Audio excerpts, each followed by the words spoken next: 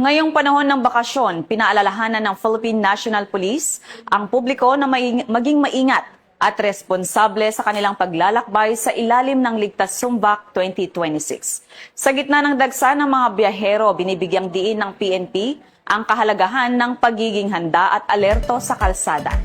Paalala sa mga motorista, siguraduhing nasa maayos na kondisyon ng katawan bago bumiyahe at iwasan ang pagmamaneho kung pagod o inaantok.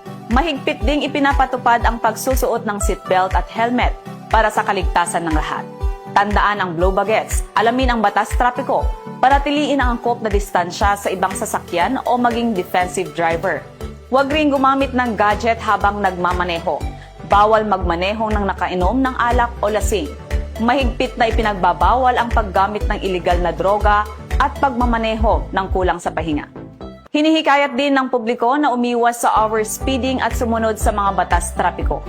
Para sa ligtas at masayang bakasyon, disiplina sa kalsada ang dapat manaig at magbaon ng mahabang pasensya.